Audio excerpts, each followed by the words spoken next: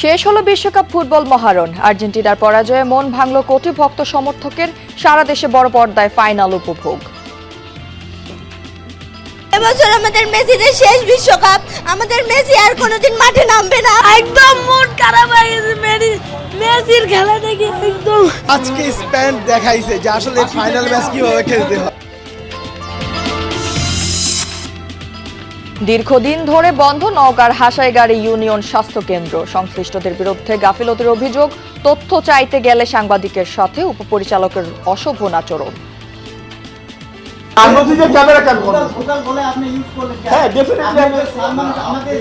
আমি অন্যায় করছি যদি জোরে বলে থাকি যে এটা আমার অন্যায় হয়েছে।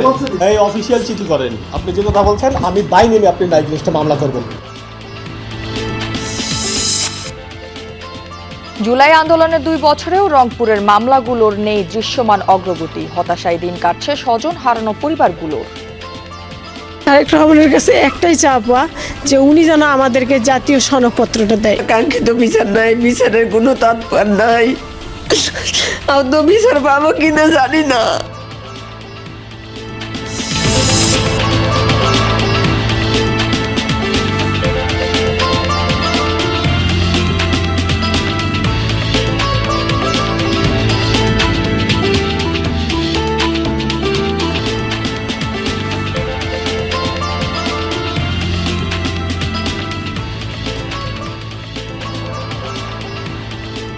দর্শক আমন্ত্রণ সংবাদ সারা দেশে।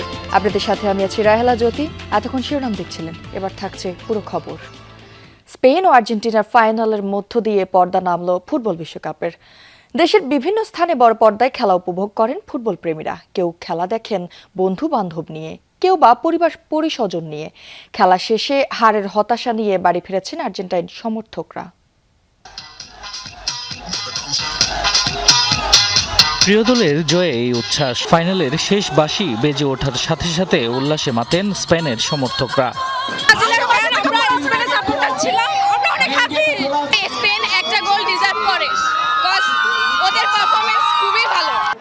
এই জয়ের মধ্য দিয়ে ৩৮ দিনের উৎসবের পর্দা নামল সেই ৭ সমুদ্র ১৩ নদীর ওপারে। তাতে কি ভক্ত আর সমর্থকদের আবেগে ভাটা পড়েনি। নিউ ইয়র্কের মেডলাইফ স্টেডিয়ামে উন্মাদনা ছড়িয়ে পড়েছিল বাংলাদেশের শহর থেকে গ্রাম পর্যন্ত। আমার ভাতিজিকেও নিয়ে আসছি, সেও খেলা দেখতে আসছে। বিশ্বকাপের ফাইনালে স্পেনের জয়ের পর চট্টগ্রামের সিআরবি একই সাথে হয়ে ওঠে আনন্দ আর বিষাদের প্ল্যাটফর্ম। কোথাও উল্লাসে মেতেছেন স্পেনের সমর্থকরা, আবার কোথাও প্রিয় দলের হারে কান্নায় ভেঙে পড়েন আর্জেন্টিনার ভক্তরা। আর্জেন্টিনা হেরে গেছে, এত দূরে এসে পারলো না কাপ নিতে। আর্জেন্টিনা টিমের সাথে লেবারে অনেক ফাউল করছে, যে ফাউলগুলো দেওয়া উচিত ছিল না কোনো। রংপুরে বাবার সাথে খেলা দেখতে এসেছিলেন 2 ভাই। প্রিয় দলের হার কোনোভাবেই মানতে পারছিলেন না তারা। তাদের মতোই হৃদয় ভেঙেছে হাজারো সমর্থকের। অনেক জায়গায় আবার খেলা শেষে তর্কে জড়ান সমর্থকরা। অনেক ইচ্ছা ছিল জিতবে আজকে, একদম মন খারাপ হয়ে গেছে মেসির খেলা দেখে একদম। স্পেন যে ফুটবল প্রোডাকশন করে, তারা আধুনিক ফুটবলের জনক। তারা বার্সেলোনা যে সেখান থেকে প্রোডাকশন নতুন তৈরি করে, সেটা কিন্তু তারা আজকে দেখিয়ে দিয়েছে। গুড়ি গুড়ি বৃষ্টি উপেক্ষা করে বরিশালের বেলস পার্ক মাঠে জড়ো হন সমর্থকরা। গায়ে প্রিয় দলের জার্সি, হাতে পতাকা, বাঁশি নিয়ে হাজির হন নারী শিশু থেকে শুরু করে সব বয়সের মানুষ। খেলা চলাকালীন সময়ে সমর্থকদের মধ্যে মারামারি হয়েছে কয়েক দফা। আবার আর্জেন্টিনা হেরে যাওয়ায় দুধ দিয়ে গোসল করে দল ত্যাগ করেছেন কয়েকজন সমর্থক। ফুল 120 মিনিট আমরা খেলছি, ওরা কি লাস্টের 5 মিনিট খেলে কাউ কিছু করতে পারে নাই। জোরের 10 দিন, স্পেনের 1 দিন তো ভরে দিয়েছে আজকে। এবার জয় নিয়ে বাড়ি ফেললাম, এটা অনেক কিছু ভাইয়া। খুলনার শিববাড়ি মোড়, জাতিসংঘ শিশু পার্ক সহ যেখানে যেখানে বড় পর্দায় খেলা দেখানো হয়েছে সেখানেই ছিল সমর্থকদের উপচে পড়া ভিড়। খেলার নির্ধারিত সময়ে 90 মিনিটে গোল না হওয়ায় হতাশ হয় আর্জেন্টিনার সমর্থকরা। পরবর্তী অতিরিক্ত সময়ে স্পেনের একটি গোলের মধ্য দিয়ে হৃদয় ভাঙে আর্জেন্টিনার ভক্তদের। এবছর আমাদের মেসিদের শেষ বিশ্বকাপ, আমাদের মেসি আর কোনোদিন মাঠে নামবে না। আমরা আর মেসিকে মাঠে দেখতে পাবো না। আর্জেন্টিনা স্পেন ফাইনাল ম্যাচের মহারণকে ঘিরে রাজশাহী বিশ্ববিদ্যালয় ছিল উৎসবের আমেজে।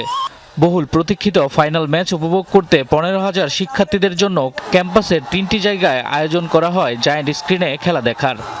আর্জেন্টিনার কাছে এই ধরনের ম্যাচ এক্সপেক্টেড না অ্যাজ ইউজুয়াল, তারপরও মেসির প্রতি খারাপ লাগা থাকবে। অনেক ভালো লাগছে, আমরা অনেক সুশৃঙ্খলভাবে এনজয় করতে পেরেছি। কোনো পেনাল্টি শুটআউটে জিতা না, এটা আজকে স্পেন দেখাইছে যে আসলে ফাইনাল ম্যাচ কিভাবে খেলতে হয়।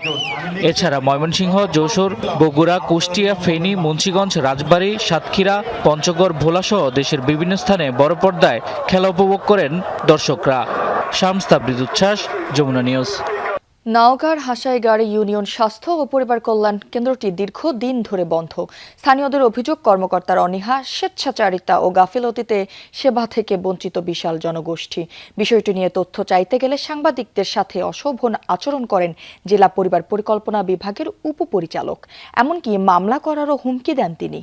প্রথম দেখায় বোঝার উপায় নেই এই সেবা কেন্দ্রটি বন্ধ। অবকাঠামো সবই আছে, সচল রয়েছে বিদ্যুৎ সংযোগও, অথচ ভেতরে পড়ে থেকে নষ্ট হচ্ছে চেয়ার টেবিল ও অন্যান্য আসবাবপত্র। খাল বিল অঞ্চল হওয়ায় এমনিতেই সুবিধা বঞ্চিত হাসাইগাড়ি অঞ্চলের মানুষ। এর মধ্যেই কর্মকর্তারা লোকবল সরিয়ে নেয় স্বাস্থ্য ও পরিবার কল্যাণ কেন্দ্রটি তালাবদ্ধ হয়ে পড়ে। বন্ধ রয়েছে সেবাদান। সমস্যা তো হয়, সমস্যা হয় না, যেমন সেদিন আমি স্ট্রোক করে মরে যাওয়া লাগছিল। এখানে যদি হসপিটাল থাকতো তাহলে চিকিৎসা হতো। একটা রুগী হয়ে গেল, আমাদের নিয়ে সদর চলে যাওয়া লাগছে, না হলে ওই জুগুলাড়ি যাওয়া লাগছে। 2.5-3 বছর হয়ে গেছে, বন্ধ হয়ে গেছে। এই ওষুধগুলো দেয় না, স্বল্প লোকে কিছু হলে নগালিয়া ধরে যাওয়া লাগে, না হলে আশেপাশের দোকানের থেকে কিনা লাগে। মা ও শিশুর স্বাস্থ্য, জন্ম নিয়ন্ত্রণ পদ্ধতির সেবা, টিকা গ্রহণ ও পরিবার পরিকল্পনার পরামর্শ থেকে বঞ্চিত 16টি গ্রামের মানুষ। প্রাথমিক স্বাস্থ্য সেবা নিতেও তাদেরকে যেতে হচ্ছে 25 থেকে 30 কিলোমিটার দূরে। অথচ এই কষ্ট কমাতে এগিয়ে আসছেন না কেউই। আসে ঘুরে চলে যায়, দল দলে আসে ঘুরে যায়, ডাক্তার আসে না, ওষুধ পায় না। আসে ওষুধ পায় না, চলে যায়, ডাক্তার নাই, কবরাত নাই, আয়া নাই, কেউ নাই, পিয়ন নাই, কিছু নাই। গর্ভবতী মাকে নিয়ে যাও মানে খুব বিপদ, রাস্তা দূরে, কোনো চিকিৎসা হয় না এখানে। উপর কর্মকর্তার অবহেলা, গাফিলতি এবং এমপি সাহেবেরও গাফিলতি আছে।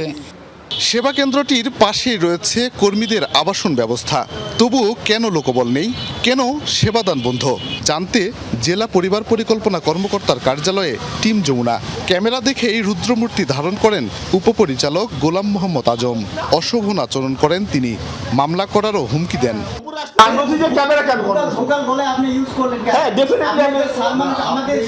আমি ডেফিনেটলি অন্যায় করছি যদি জোরে বলে থাকি যে এটা আমার অন্যায় হয়েছে। এই অফিসিয়াল চিঠি করেন, আপনি যে কথা বলছেন আমি দায় নেমে আপনি নাইগ্রেস্টে মামলা করব। তথ্য বলছে শুধু সদর উপজেলাতেই নয়, কর্মকর্তাদের স্বেচ্ছাচারিতা, অনীহা ও গাফিলতিতে পরিবার পরিকল্পনা বিভাগের সেবা কার্যক্রম দারুণভাবে ব্যাহত হচ্ছে জেলা জুড়ে। এমন অবস্থা ঠেকাতে দ্রুত ব্যবস্থা নেওয়ার দাবি ভুক্তভোগীদের। শফিক ছোটন, যমুনা নিউজ, নওগাঁ। ফরিদপুর শহরের একটি প্রাইভেট ক্লিনিকে অ্যাপেন্ডিসাইটিসের অস্ত্রোপচারের পর এক কলেজ ছাত্রীর মৃত্যুকে ঘিরে চাঞ্চল্যের সৃষ্টি হয়েছে। স্বজনদের অভিযোগ, ভুল অপারেশন ও চিকিৎসকের অবহেলার কারণে মারা গেছে আয়েশা আরফিন। তবে হাসপাতাল কর্তৃপক্ষ অভিযোগ অস্বীকার করে বিষয়টি চিকিৎসকের সঙ্গে সম্পৃক্ত বলে জানিয়েছে। এ ঘটনায় জেলা স্বাস্থ্য বিভাগ 3 সদস্যের তদন্ত কমিটি গঠন করেছে। এই আহাজারি এক মায়ের মেয়েকে নিয়ে এসেছিলেন চিকিৎসার জন্য, এখন বাড়িতে ফিরছেন মরদেহ নিয়ে।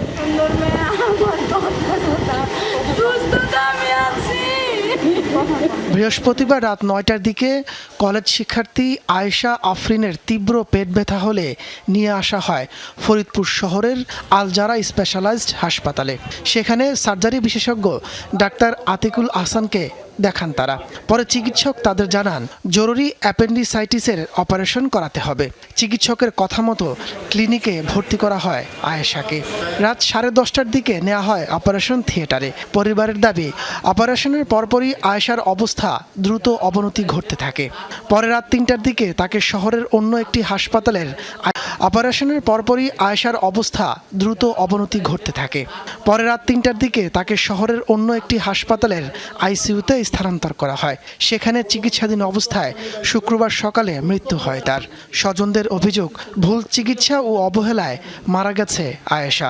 অ্যাবান্টিসের নামে সে কি করছে, প্রথমে পূজা করে পরে নারী কেটে ফেলছে, পরে আবার ওপেন পুরা বুকটা ফেরে একটা ফেরে তারপরে নারী কেটে পরে অপারেশন সাকসেস করতে পারে নাই আমাদের ডক্টরের সাথে কথা হয়েছিল মানে কি যে অ্যাপেন্ডিসাইডে অপারেশন করবে, এটা সিগনেচার নেওয়া হয়েছে আর কি আমাদের কাছ থেকে, কিন্তু পরে সেই এই অ্যাপেন্ডিসাইড পাই নাই, পরে অন্য অপারেশন করছে, সেই অনুমতি সেটার ব্যাপারে আমাদের কাছ থেকে কোনো অনুমতি নেই না। এ বিষয়ে চেষ্টা করেও অভিযুক্ত চিকিৎসকের সঙ্গে যোগাযোগ করা সম্ভব হয়নি। হাসপাতাল কর্তৃপক্ষ দায় চাপাচ্ছে চিকিৎসকের উপর। তাদের দাবি, সার্জারির সবকিছুরই সিদ্ধান্ত নেন চিকিৎসক। একটা ডাক্তার যদি সিদ্ধান্ত নেয় যে রোগীর আপনার হলো অ্যাপেন্ডিক্স বাস্ট হয়ে গেছে বা আপনার হলো পা অপারেশন নারী ছিদ্র হয়ে গেছে, সেক্ষেত্রে তাকে ওপেন করে আপনার হলো নারী করতে হবে। এই ব্যাপারে তো আসলে আমাদের হসপিটাল কর্তৃপক্ষ তো দায়ী থাকার কথা না। এই ঘটনায় 3 সদস্যের তদন্ত কমিটি গঠন করেছে স্বাস্থ্য বিভাগ। সিভিল সার্জন জানান, তদন্তের পর দায়ীদের বিরুদ্ধে নেওয়া হবে ব্যবস্থা। ইতিমধ্যেই এটা জানার সাথে সাথে একটা তদন্ত কমিটি গঠন করেছি এবং সে তদন্ত কমিটি তদন্ত করার পরে যারা এই বিষয়ে দোষী সাব্যস্ত হবে অবশ্যই তাদের বিরুদ্ধে যথাযথ ব্যবস্থা নেওয়া হবে।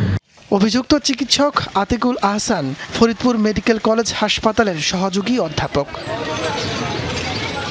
তাপস সরকার, যমুনা নিউজ। 24 আন্দোলনের পর কেটে গেছে 2 বছর।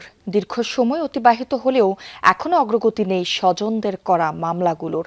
দাবি, প্রথম দিকে সরকার সহ বিভিন্ন পক্ষ থেকে পরিবারগুলোর খোঁজ নেওয়া হলেও এখন কারো নজর নেই।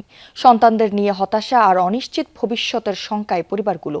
বিচার নিশ্চিতের পাশাপাশি কর্মসংস্থান ও আর্থিক নিরাপত্তার দাবি তাদের। কোনো কাঙ্ক্ষিত বিচার নাই, বিচারের কোনো তাৎপর্য নাই, বিচার পাবো কিনা জানি না। মায়ের কাছে সন্তানের শূন্যতা কখনোই পূরণ হবার নয়। এই মায়ের চোখের জলের কোনো জবাব নেই কারো কাছেই। 24 আন্দোলনে 19 জুলাই রংপুরে পুলিশের গুলিতে শহীদ হন Bangladesh institute of glass and সিরামিকের শিক্ষার্থী আব্দুল্লাহ আল তাহির। জুলাই বিপ্লব ফেসিবাদের পতন ঘটালেও ছেলে হারানোর বেদনা রয়েই গেছে। ওই দিন আন্দোলনে যোগ দিয়ে গুলিতে মারা যান কলা ব্যবসায়ী জুম্মাপাড়ার মেরাজুল ইসলাম, বৌরানী জুয়েলার্সের ম্যানেজার গণেশপুরের মুসলিম উদ্দিন মিলন ও শালবন মিস্ত্রিপাড়ার সবজি ব্যবসায়ী সাজ্জাদ হোসেন। এ ঘটনার পর সেদিন হতাহতদের পরিবারের আহাজারিতে ভারী হয়ে উঠেছিল রংপুর মেডিকেল কলেজ হাসপাতাল ক্যাম্পাস।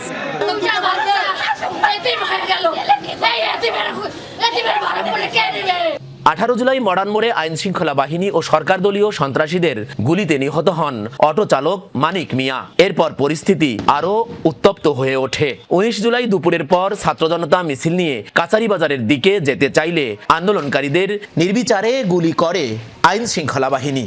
শহীদদের প্রতি একটা সফট কর্নার রেখে দেন, আপনারা ছাড়া কেউ নেই। আমরা কার কাছে বলবো? এই হাহাকার কাকে বলবো? 13,000 টাকা করে প্রতি মাসে ভাতা দেয়, হয়তো তা দিয়ে আমার বাচ্চাকে নিয়ে আমার থাকা খুবই কষ্টকর। যাদের লেখাপড়া আছে তাদেরকে সরকারি প্রতিষ্ঠানে আমাদেরকে একটা মানসম্মত চাকরি দেওয়া হোক। 5 আগস্টের পর একে একে মামলা করেন শহীদদের স্বজনরা। পরবর্তীতে আদালতের নির্দেশে বিভিন্ন এলাকার কবরস্থান থেকে মরদেহগুলো উত্তোলন করা হয়। স্বজনদের দাবি, এরপর আর কোনো অগ্রগতি নেই মামলার। বাসস্থান করে দিবে, আমাদের সারা জীবন জন্য চলতে পারি সেভাবে যেন সরকার একটা ব্যবস্থা করে আমাদের দেয়। প্রধানমন্ত্রী তারেক রহমানের কাছে একটাই চাওয়া যে উনি যেন আমাদেরকে জাতীয় সনদপত্রটা দেয়, আমাদের বাচ্চারা যেন রাষ্ট্রীয় স্বীকৃতি পায়। এসব হত্যা মামলা দেখভাল করছে সিআইডি। তদন্ত কার্যক্রম শেষ, অনুমতি পেলে 1 মাসের মধ্যেই চার্জশিট দেয়া হবে বলছে সংস্থাটি। জেলা প্রশাসক জানালেন, প্রতিনিয়ত খোঁজ নেওয়া হচ্ছে শহীদ পরিবারের। যাদের সংশ্লিষ্টতা পাওয়া গেছে তাদেরকে চার্জশিটভুক্ত করার জন্য সরকারের পূর্ব অনুমোদন দরকার হয়। তো আমরা সেজন্য চিঠি লিখেছি, আমরা আংশিক পেয়েছি অনুমোদন, আংশিক পাইনি, যার কারণে আমরা চার্জশিট সাবমিট করতে পারছি না। শহীদ পরিবারের সাথে আমাদের গ্রুপে আমরা যুক্ত আছি। প্রতিদিন তারা যে কোনো মেসেজ আমাদের কাছে পাঠাচ্ছেন, আমরা সেগুলো দেখি এবং সেই অনুপাতে ব্যবস্থা নিই। কিন্তু জুলাই যোদ্ধা যারা আছেন তাদের সবার সাথে আমাদের আসলে ওভাবে কানেক্টিভিটিটা নেই, কিন্তু অনেকেই যারা আমাদের সাথে যোগাযোগ রক্ষা করেন আমরা তাদের সাথে মোটামুটি তাদেরকে সাথে নিয়ে আমরা আমাদের অনুষ্ঠানগুলি করার চেষ্টা করি। সব জটিলতা কাটিয়ে দ্রুত মামলাগুলোর বিচার শুরু হবে এমন প্রত্যাশা করছেন জুলাই শহীদদের স্বজনরা। সরকার, মাঝহারুল মান্নান, যমুনা নিউজ, রংপুর। প্রথম শ্রেণীর পৌরসভা হিসেবে তালিকাভুক্ত হলেও কাঙ্ক্ষিত নাগরিক সুবিধা থেকে বঞ্চিত ঝালকাঠি পৌরসভার বাসিন্দারা। দীর্ঘদিন সংস্কার না হওয়ায় পৌরসভার 12টি গুরুত্বপূর্ণ সড়ক ও ড্রেনেজ ব্যবস্থা বেহাল। ভোগান্তিতে পড়া বাসিন্দারা চান দ্রুত ব্যবস্থা নেওয়া হোক। ঝালকাঠি পৌরসভা কাগজে কলমে প্রথম শ্রেণীর মর্যাদা পেলেও বাস্তব চিত্র ভিন্ন। পৌরসভার বিভিন্ন সড়ক দীর্ঘদিন ধরে চলাচলের অনুপযোগী। খানাখন্দে ভরা এসব রাস্তায় প্রতিদিন ঝুঁকি নিয়ে চলাচল করছেন হাজারো মানুষ। দীর্ঘদিন সংস্কার না হওয়ায় পৌরসভার ড্রেনেজ ব্যবস্থা এখন প্রায় অকার্যকর। সামান্য বৃষ্টিতেই তৈরি হয় জলাবদ্ধতা। অপরিষ্কার খাল আর ড্রেনে জমে থাকা পানিতে বাড়ছে মশার উপদ্রব। প্রতিনিয়ত পানি জমে অটো পড়ে যায়, রিক্সা চলতে পারে না, অনেকে হাইটে চলাচল করে। বর্ষা পড়লে পানি জমে যায়, গাড়ি চলতে অসুবিধা, রোগী নিয়ে যাতায়াত করা তো বহুত কষ্ট। অভিযোগ রয়েছে বর্জ্য ব্যবস্থাপনা নিয়েও। স্থায়ী কোনো ডাম্পিং স্টেশন না থাকায় শহরের বর্জ্য সরাসরি ফেলা হচ্ছে সুগন্ধা ও বাসন্ডা নদীতে। এতে দূষিত হচ্ছে নদীর পানি, বিপন্ন হচ্ছে জলজ প্রাণী। বর্ষার সিজনে পানি খাল থেকে উপচিয়ে রাস্তা থেকে আমাদের স্কুল পর্যন্ত প্লাবিত হয়। যেই খালটা খনন করা হয়েছে বলে বলছে, সেখান থেকে বিভিন্নভাবে অর্থ আয় করা হয়েছে, অথচ সেই খাল যে নোংরা, সেই নোংরা পরিবেশ এখনও রয়ে গেছে। পৌর কর্তৃপক্ষ বলছে দুর্ভোগ লাঘবে বিভিন্ন প্রকল্প নেওয়া হয়েছে। বিদেশি অর্থায়নের প্রকল্প হওয়ায় কয়েক স্তরের কাগজপত্র যাচাই বাছাইয়ে সময় লাগছে। তিনটি সড়কটা আমাদের কুবালি সড়ক, আমাদের কাঠপুটি রোড, প্রত্যেকটা বিভিন্ন প্রকল্পে দেওয়া আছে। বিভিন্ন স্তরে যাচাইয়ের জন্য তারা বেশ কয়েকবার আমাদের এসে সরজমিনে দেখে গিয়েছে, মিটিং হয়েছে। এরপরে এইটার জন্য আমরা একটু আটকে আছি। 1875 সালে প্রতিষ্ঠিত পৌরসভাকে ঘিরে উন্নয়ন ও নাগরিক সেবা নিশ্চিতে দ্রুত ব্যবস্থা নেওয়ার দাবি 50,000 পৌরবাসীর। তাপস সরকার, যমুনা নিউজ। সিরাজগঞ্জের রায়গঞ্জে ফুটবল খেলাকে কেন্দ্র করে বাকবিতণ্ডার জেরে ছুরিকাঘাত এক যুবক নিহত হয়েছেন। উপজেলার কালিঞ্জা বাজারে এই ঘটনা ঘটে। এলাকাবাসী জানায় গতকাল বিকেলে স্থানীয়ভাবে ফুটবল খেলার আয়োজন করা হয়। খেলাকে কেন্দ্র করে গ্রামের বাসিন্দা ইলিয়াস খান ও রাসেলের মধ্যে কথা কাটাকাটি হয়। স্থানীয়দের অভিযোগ, এর জের ধরে রাত 10:30টার দিকে রাসেল ও তার ছেলে সিয়াম ইলিয়াসকে ছুরিকাঘাত করে। হাসপাতালে নেওয়া হলে তাকে মৃত ঘোষণা করেন চিকিৎসক। এ ঘটনায় সকালে হত্যা মামলা করেছে নিহতের পরিবার। জড়িতদের ধরতে অভিযান চলছে বলে জানিয়েছে পুলিশ। দীর্ঘ 36 বছর পর সিরাজগঞ্জের বৃহত্তর চলন বিলের শাহজাদপুর অংশে চাষ হয়েছে পাট। কয়েক বছর ধরে ভালো দাম পাওয়ায় বাড়ল পাট চাষের পরিধি। চলতি বছরে চাষ হচ্ছে 14,500 হেক্টর জমিতে। তবে ন্যায্য দাম পাওয়া নিয়ে শঙ্কায় কৃষকরা। সোনালী আঁশ পাট একসময় রপ্তানি হতো। দেশে চালু থাকা সরকারি কলে তৈরি হতো নানা পণ্য। ক্রমাগত লোকসান, পরিচালনা অদক্ষতা আর সরকারি নীতি পরিবর্তনের কারণে বন্ধ হয়ে গেছে সেসব মিল। এতে অভ্যন্তরীণ বাজারে চাহিদা কমেছে পাটের, যে কারণে অনেক কৃষক পাট চাষে আগ্রহ হারিয়ে ফেলেছে।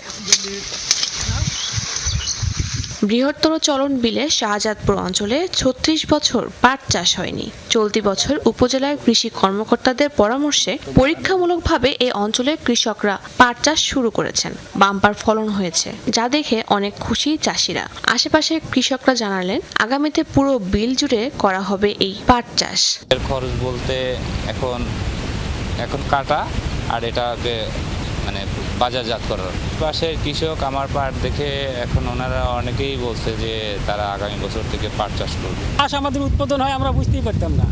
এই পাট বুনে আমরা এবং ইনশাল্লাহ প্রচুর লাভবান হব। আগামী দিনে আমাদের আশাবাদী আরও ইনশাল্লাহ এই পাট আমরা চাষ করব। এগুলো আমরা ভালোভাবে করতে পারি। আর আমাদের কৃষি অফিসে যেন আমাদের সাহায্য করে। আর যে সালফেটের দাম, এইগুলোর দাম যেন আমাদের কমা দেয়। দানে পাটের আবার ছিল না, এই বছরের দানে পাট বুনে আশাবাদী যে পাম্পার ফলন পাবো। আর এত সুন্দর পাট হয়েছে, বিভিন্ন এলাকা থেকে লোকজন আসতেছে। দেশের সোনালী আঁশের জৌলস ফিরিয়ে আনতে কৃষি সম্প্রসারণ অধিদপ্তর পাট চাষের জন্য কৃষককে উদ্বুদ্ধ করেছেন। দেওয়া হচ্ছে পরামর্শ। আগামীতে চাষের পরিধি বাড়বে বলে আশাবাদী কৃষি কর্মকর্তারা। আমাদের বিশ্বাস যে এবছর যে আবাদ হয়েছে তার কয়েক গুণ বেশি আবাদ আগামী বছর এখানে হবে। আমাদের কৃষি সম্প্রসারণ অধিদপ্তর, উপসহকারী কৃষি অফিসার সবাই আমাদের কৃষক ভাইদেরকে পরামর্শ দিচ্ছে, উদ্বুদ্ধ করছে। যেহেতু আমাদের দেশের জন্য খুবই দরকারি এবং বাংলাদেশ গণপ্রজাতন্ত্রী বাংলাদেশ সরকার চাচ্ছে যে পাটের বিভিন্ন দ্রব্যাদি যেগুলো আছে সেগুলো আমরা দেশে উৎপাদন করি এবং দেশের বিভিন্ন কাজে লাগাই। এই জন্য আমরা কৃষকদেরকে পাট চাষের জন্য খুবই উদ্বুদ্ধ করছি। ফসলি করার কারণে এখানে কৃষকের আর্থিক লাভবান হচ্ছে, ইভেন জমির ব্যবহার বাইরে যাচ্ছে। আমাদের শস্য নিবিড়তা বাড়ানোর জন্য সরকারি থেকে বিভিন্ন পদক্ষেপ নেওয়া হচ্ছে। শাহদিন অন্তরা, যমুনা নিউজ। দর্শক, এই ছিল সংবাদ সারা দেশের এখনকার আয়োজনে। এতক্ষণ যারা সাথে ছিলেন সবাইকে ধন্যবাদ।